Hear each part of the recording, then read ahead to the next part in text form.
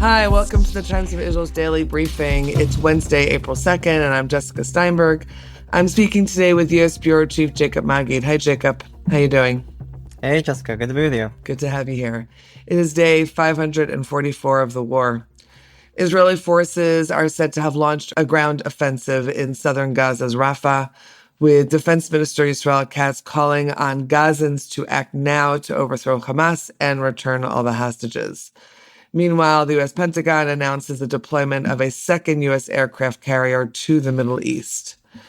The ongoing matter of Qatargate, so-called Qatargate, the probe of the Prime Minister's office receiving money and instructions from Qatar, has continued, exposing that two Prime Minister office aides, allegedly took money to spread pro-Qatari messaging to reporters in order to boost Qatar's image as a mediator in the hostage talks. We'll talk about comments being made by released hostages in the media, and U.S. media specifically, and in public, and unrest in Gaza, specifically against Hamas. Stay with us.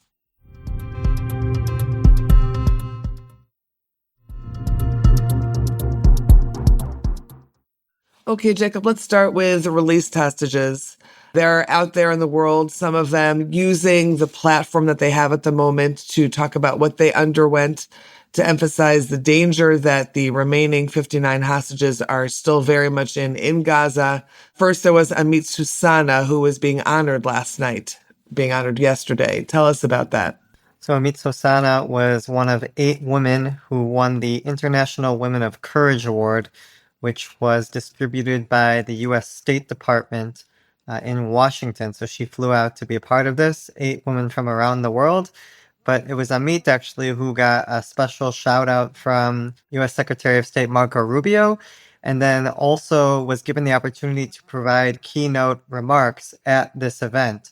She spoke for about 10-15 minutes, the only of those 8 women who got that opportunity, and used that in order to highlight the plight of the hostages and call for the immediate release of all those still in Gaza, saying that this is quite the honor, of course, and I'm using this opportunity to showcase the strength of women and those women who are like me who are able to survive in captivity.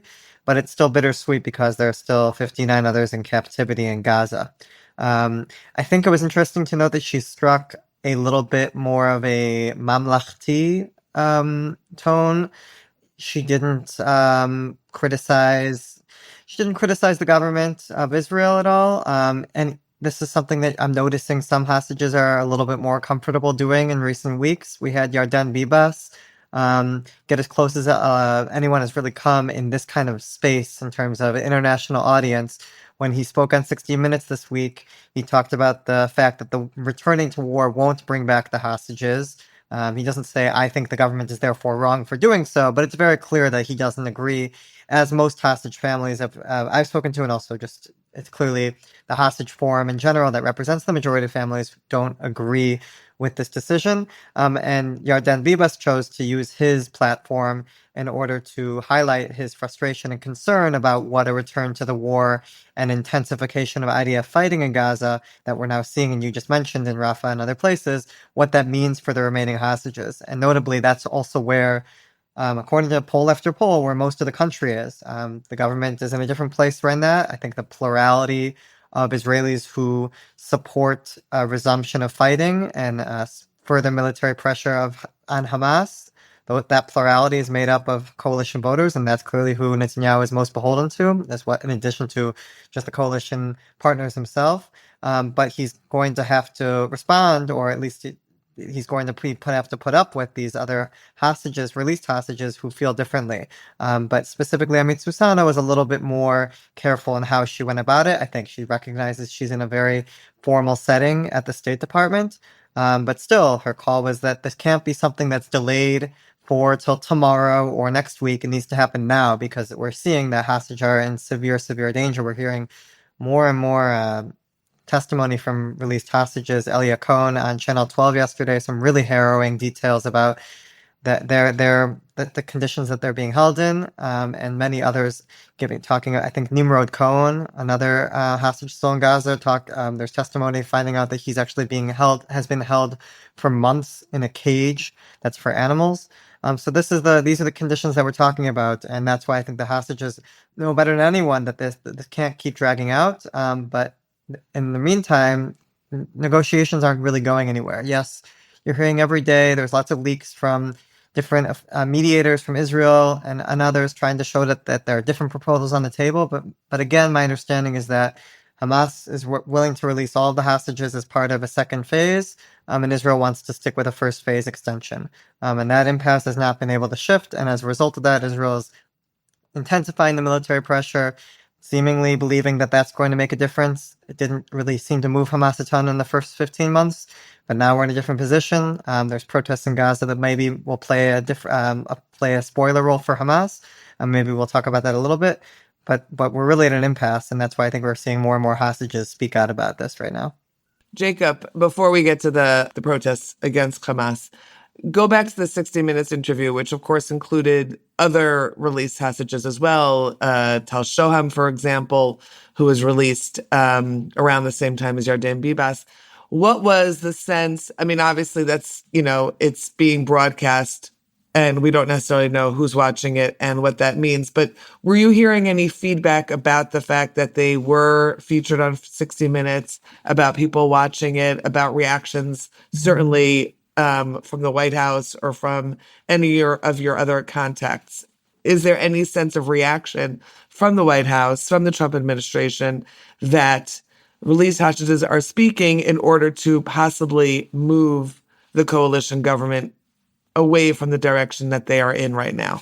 Look, I think that there was a significant audience. This series of interviews aired on 60 Minutes, which came right after a March Madness game. So there's a lot of people watching that in the U.S. But I do think this issue is somewhat well known at this point to a lot of Americans who follow the news.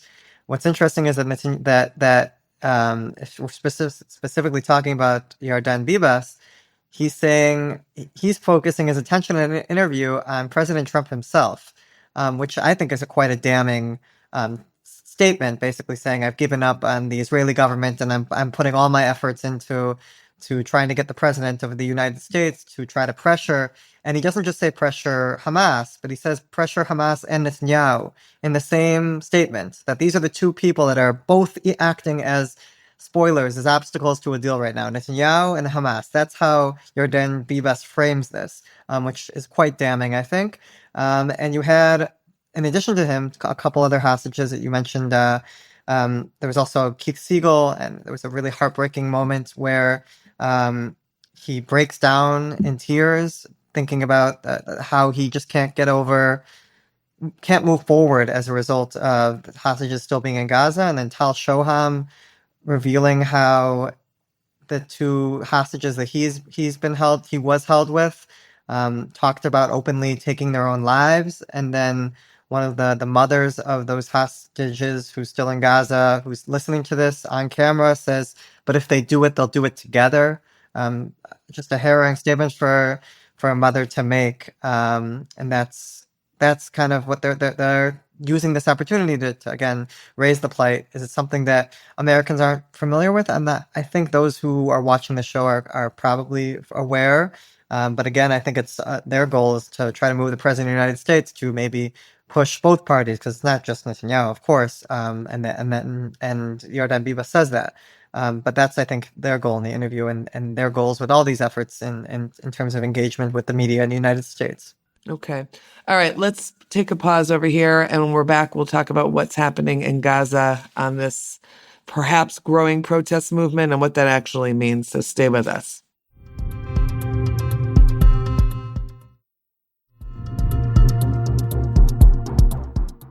Okay. So you have two pieces that are up on our pages right now. For instance, one about a Gazan clan executing an alleged Hamas operative, which I feel like is something we have not heard about in a very long time. And then we have Hamas murdering a Gazan man who reportedly had joined the protests calling for the end of Hamas, Hamas's rule in Gaza. So let's start with the Gazan clan and how this story unfolded and what we think it actually means. Sure. So just to take a step back, these are protests that started quite spontaneously against Hamas. And as you mentioned, it's not something we're used to seeing. Throughout the war, this has been the largest demonstration, bunch of demonstrations that have people willing to really risk their lives, as we saw in these couple stories that I mentioned, by speaking out against Hamas and calling for them to step down from power. And they started spontaneously last Tuesday. There was a funeral that was held for a Palestinian who was killed in an Israeli airstrike, and the funeral goers used the opportunity. I think they were clearly frustrated, obviously, with Israel, but also with Hamas as well, feeling that the resumption of the fighting is also for they're to blame for dragging the people of Gaza, holding them hostage as well for the past year and a half by continuing this war against Israel. So you're seeing bubbling anger against Hamas, and it manifests itself in these spontaneous protests for Tuesday, Wednesday, and Thursday, and you have thousands of people in total of all these demonstrations taking part, and you hear demands for Hamas to step down, calling Hamas a terror group. These are really things that we're not used to seeing in Gaza, and quite unprecedented in their scope. This has happened. There's been smaller or equal sized protests several years ago, but those were quashed pretty intensely by Hamas at the time. So the fact that we're again seeing this now shows the demonstrations that this is not something the people of Gaza are not where Hamas is, at least a growing number of them. There are also people, of course, calling for the end to the war, and I think people, maybe Al Jazeera and other outlets who are a little bit more sympathetic to Hamas, are highlighting those aspects, that these are a lot of civilians calling for it's against Israel, but just calling for an end to the war. They're talking about the civilian casualties. I mean, we haven't covered it a ton on our website, but like there's been scores, dozens, if not hundreds of children have been killed in the past several weeks since the war resumed. And they're obviously calling for that. But what's unique about this, of course, is that people are willing to take a huge risk and call for the end of Hamas in Gaza. And the risk we're seeing immediately, that people are facing threats. There have been several people on social media have talked about facing threats of death threats from Hamas operatives, warning them that if they keep protesting, that they'll be killed, or that they'll be. Hamas issued a joint statement with several other terror groups in Gaza, talking about how they'll be treating those who participate in these demonstrations as collaborators with Israel. And you even saw masked, armed men looking on in some of these protests that were clearly Hamas operatives, just looking to make sure nobody overstepped in terms of what they were looking to see. And after one of these protests, I think it was on Thursday or Friday last week, we actually had a 22-year-old who was taken by Hamas operatives, according to activists, and tortured and then killed and left in front of his family's home, for them to see. Basically, this is what happens to those who participate in these protests.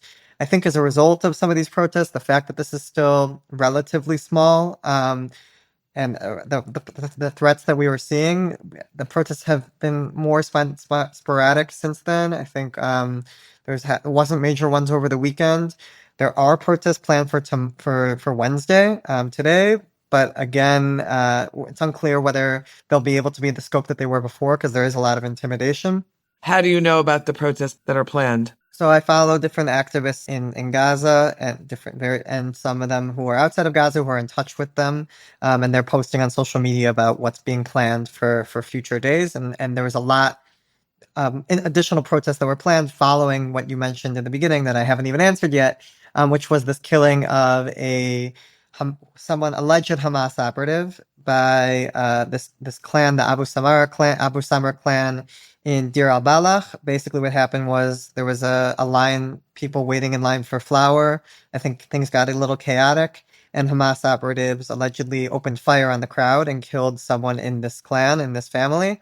And his relatives took their own weapons and decided to find who was responsible, dragged him in front of the town entrance, and basically killed him execution style, and filmed it and put it on social media for a lot of people to see.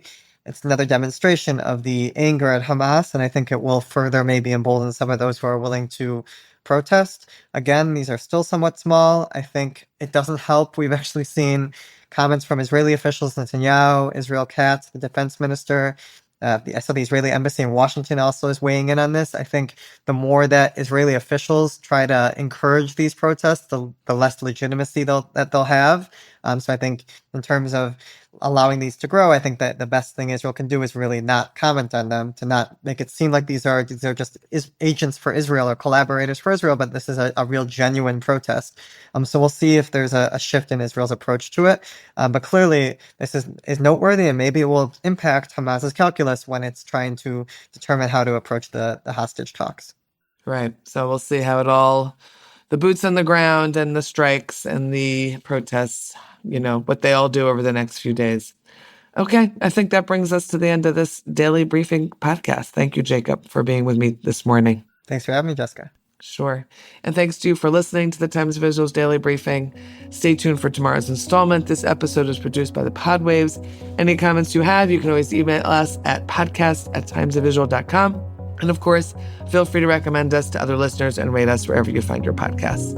Until next time, be well and take care.